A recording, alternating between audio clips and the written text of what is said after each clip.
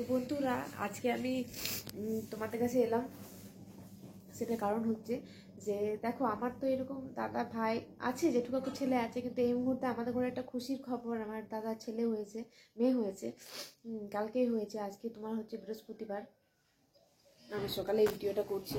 তো এখন আমরা কাউকে মানে মায়ের শরীর খারাপটা নিয়ে জানাতে যায় না। শরীর খারাপ বলতে কি জানো তো, মায়ের এরকম প্রেশার, হাই প্রেশার আছে, আর মায়ের এরকম খুবই দুর্বল। মায়ের 2 বছর আগে কান অপারেশন করিয়েছিলাম, আমি করেছিলাম, তখন আমি কাজ করতাম। তো দুটো কান 1 বছরই মায়ের অপারেশন হয়েছে। তো মায়ের শুধু শুনতে কান, কিন্তু কান অ্যাকচুয়ালি নয়, মায়ের কানের ভেতরে যত শিরাটিরা যা আছে সব কিছু বসে গেছিলো। তো ডাক্তারবাবু বললো ইমিডিয়েট যদি অপারেশন না করো তো খুব খারাপ রোগ হয়ে যেতে পারে ব্রেনে। তার ভয়ে আমরা অপারেশন করালাম। তো যে ডাক্তারবাবুকে যে অপারেশন করিয়েছি, ওনাকে খুব বিশ্বাস করেই করিয়েছিলাম। তো একটা কান কোনো রকম করে সাকসেস হয়েছে, একটুখানি শুনতে পাই একটা কানে, একটা কানে একদম সাকসেস হয়নি। ডাক্তারবাবুকে যখনই বলতে যাচ্ছি, ডাক্তারবাবু বলছে না না ঠিক হয়ে যাবে, ঠিক হয়ে যাবে। মানে ওনারা দোষ নিচ্ছে না যে কানটা অপারেশনটা সাকসেসফুল হয়নি, কানটা যে সাকসেসফুল হয়নি সেটা ওনারা নিজের দোষটা নিচ্ছে না। ডাক্তারবাবুর নাম হচ্ছে অনির্বাণ ঘোষ, রানীগঞ্জে ওনার চেম্বার আছে, হোপ নার্সিংহোম। তো যতবার যাচ্ছি ততবার ফ্রি দিচ্ছে, যতবার যাচ্ছে ততবার ফ্রি দিচ্ছে। মানে পেশেন্টের কোনো কেয়ারই করছে না। পেশেন্ট যে বলছে যে আমার অস্বস্তি হচ্ছে, যে আপনি নাটক করছেন, হ্যাঁ আপনি ঠিক আছেন, আপনি নাটক করছেন না, এরকম করে পেশেন্টকে ফ্রি দিচ্ছে। চলো ঠিক আছে, আমার বিয়ে হয়ে গেল, বিয়ের আগে অপারেশনটা করেছি, বিয়ে হয়ে গেল, বিয়ে হয়ে পর চলে এলাম এখানে। তারপরে মাকে মেশিন দেওয়া হয়, মা মেশিনে শুনতে পায়, শুনতে পেত, খুব খুশি হয়েছিল মানুষটা যে মেশিনে শুনতে পাচ্ছে। তারপর হঠাৎ করে দেখছি 5 দিন থেকে মায়ের কোনো কল আসছে না। তা আমার মনটা খারাপ হলো যে কল করছে না মা, কেন করছে না কল। মা আগেও 2-3 দিন কল করতো না, তখন বুঝতাম যে মা হয়তো কানে শুনতে পাচ্ছে না, মাঝে মাঝে মা কানে শুনতে পায় না। ঠিক আছে, তারপর কালকে ফোন করেছি, তো বাবা আমাকে বলছে যে তোর মা আর শুনতে পাবে না, তোর মায়ের শিরা ফিরাগুলো সব বসে গেছে। তো বিশ্বাস করবে না, মনে হচ্ছে যে আমার যে মাথার থেকে একটা, মানে কি বলবো, যে আমার মাথায় একটা বাজ পড়ে গেল। ডাক্তারবাবু বলছে যে বাইরে নিয়ে যেতে হবে, কোনো বাইরে। তো আমরা এমন পর্যায়ে পড়ে আছি যে আমাদের কোনো ছেলে নেই, মা বাবার কোনো ছেলে নেই, আমাদের কোনো দাদা ভাই নেই। তাহলে কে মাকে নিয়ে যাবে? এবার যদি বিট্টু যায় তাহলে ওর অফিস কামাই করতে হবে। এবার যদি আমার জামাইবু যায়, অতদিন ছুটি দেবে না। আমার বাবা খুব সরল সাদা গো, বাবা পারবে না, আমার বাবা মাকে নিয়ে যেতে পারবে না।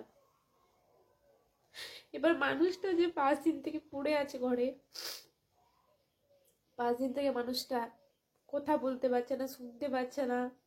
যে মানুষটা সারাদিন টিভি নিয়ে থাকতো, বাইরে তো বেরোতো না, লজ্জায় বেরোতো না, যে কেউ কিছু বললে যদি শুনতে না পায়, লজ্জাতে মা বেরোতো না, তো টিভি নিয়েই থাকতো।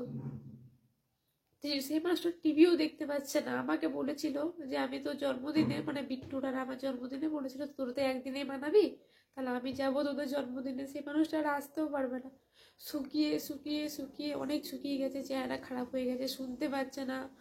কালকে কতবার করে বললাম মা কথা বলবে, কথা বলতে পারলো না। তো এখন ব্যাপার হচ্ছে যে আমাদের যত লোকাল ডাক্তার আছে, আসানসোল বলো, রানীগঞ্জ বলো, সব ডাক্তার আমরা দেখিয়ে নিয়েছি, সব জায়গায় বলছে আর কিছু করা যাবে না। বিয়ের আগে, মানে বিয়ের পরে পরেও দেখানো হয়েছে। এইবার ব্যাপারটা হচ্ছে ওনারা বলছে বাইরে নিয়ে যেতে। আর যে ডাক্তারবাবু অপারেশন করেছে সে তো দায়িত্বই নিচ্ছে না, বলছে পেশেন্ট নাটক করছে। পেশেন্ট কি কখনো নাটক করে? এবার এত দামি একটা মেশিন দেওয়া হলো, এবার কি বলতো, এবারে মানে মাকে আমরা যে বাইরে নিয়ে যাব তার লোক নেই। এবার বাইরে নিয়ে গেলে সঙ্গে সঙ্গে একদিনে তো হয়ে যাবে না, ওখানে থাকতে হবে, টেস্ট করাতে হবে, সব কিছু করাতে হবে, লোক নেই, কে নিয়ে যাবে? এবার যদি এরা কাজ ছেড়ে যায় তাহলে এদের ধরো কাজটা চলে যাবে।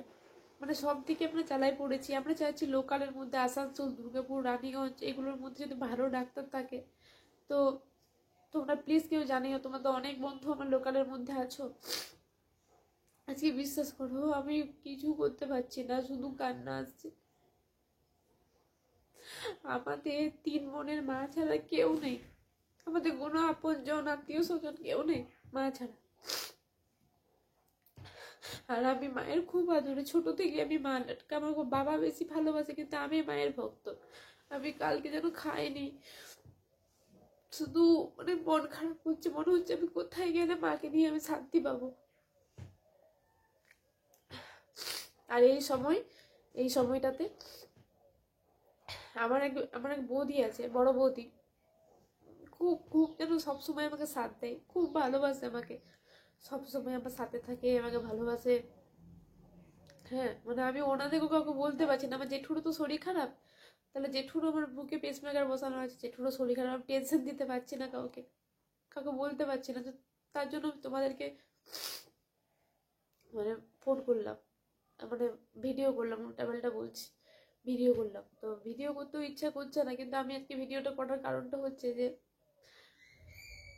তোমরা আমার পরিবার, তোমাদেরকে আমি সব বলি। যদি তোমরা কোনো সমস্যার সমাধান দিতে পারো, যদি কোনো লোকাল ভালো ডাক্তার দিতে পারো নাম, তাহলে আমাকে প্লিজ জানিও। এবার মানুষের রোগটা না ছড়িয়ে যাচ্ছে মাথায়, এবার মাথায় যদি কিছু হয়ে যায় আর মানুষটাকে বাঁচানো যাবে না। মানুষটাকে ছবি তো তোমরা দেখলে, আগের ভিডিওতে দিয়েছি, মানে ওই জন্য খারাপ লাগছে। তোমরা একটু দেখো যদি কেউ বলতে পারো যে ভালো কোনো ডাক্তার আছে কিনা। মানে রোগটা মাথায়, কানে আর নেই, কান থেকে মাথায় চলে যাচ্ছে আস্তে আস্তে, আর মাথায় গেলে খুব বাজে রোগ, যেটা নাম আমি করতে পারবো না, ওই রোগটা হয়ে যাবে। ডাক্তারবাবু অনেক আগে থেকে বলেছে যে মানে কি বলবো তোমাকে, মানে মুখে নাম করতে পারবো না। আর তোমরা তো সবাই জানো যে মা বাবা ছাড়া পৃথিবীতে কেউ নেই। আমি একটা মাকে হারিয়েছি, আমি আর একটা মাকে হারাতে চাই না। আমাকে কাল দিদি বললো যে তুই মন খারাপ করিস না, কান্নাকাটি করিস না। আমি তখনই বললাম তুই ফোনটা রাখ, আমি দেখছি। কালকে আমরা সারাদিন ডাক্তার খুঁজেছি, সারাদিন। তো সবাইকেই বলছে বেস্ট ডাক্তার, বেস্ট ডাক্তার, কিন্তু কোনটা যে বেস্ট, কোনটা যে খারাপ, কোনটা যে ভালো, তা বুঝতে পারছি না আমরা। হেল্পলেস হয়ে তোমাদেরকে আমি জানালাম। তোমরা এটা কেউ ভেবো না যে এটা আমার কন্টেন্ট, এটা আমার কন্টেন্ট নয়। মা কখনো কন্টেন্ট হতে পারে না। কি করবো বুঝতে পারছি না, তোমরা আমাকে প্লিজ জানিও। তোমাদের যদি কেউ জানা থাকে, আর যদি নাও জানো, কেউ যদি ভালো যোগাযোগ করার থাকে, তো একটু কন্ট্যাক্ট, মানে একটু কন্ট্যাক্ট করে আমাকে জানিও যে এখানে ভালো ডাক্তার আছে, তাহলে আমি খুব খুশি হব। আর যদি মেসেজে না লিখতে পারো তো আমাকে ইনস্টাগ্রাম আইডিতে লিখো। ইনস্টাগ্রাম তো সবাই আমার জানো, দেখো লিঙ্কটা দেওয়া আছে অ্যাবাউটে। ইনস্টাগ্রামে গিয়ে একটু বলো আমাকে, তাহলে খুব সুবিধা হয়, তাহলে আমি মাকে ডাক্তার দেখাতে নিয়ে যেতে পারি। কারণ আমাদের তো দাদা ফাদা কেউ নেই, আমরা 3 বোন, যা করবো আমরা 3 বোনেই করতে হবে। তার জন্যই বলছি তোমাদের হেল্প প্লিজ চাইবো, মানে তোমরা, তোমাদেরকে ভগবান বলে মানছি, তোমাদের হেল্প আমার চাই। তোমরা একটু ভালো ইএনটি ডাক্তার, বেস্ট ডাক্তার, সব থেকে টপ ডাক্তার যদি কারো জানা থাকে একটু জানিও প্লিজ। কারণ আমার মাকে আমি হারাতে চাই না। এই কিছুদিন আগে আমি আমার জেঠুকে হারিয়েছি, আমার মাকে আমি হারাতে চাই না। তো চলো বন্ধুরা, আমি কথা বলতে পারছি না, আমি এখন রাখছি, টাটা। তোমাদের উত্তরে অপেক্ষায় থাকলাম।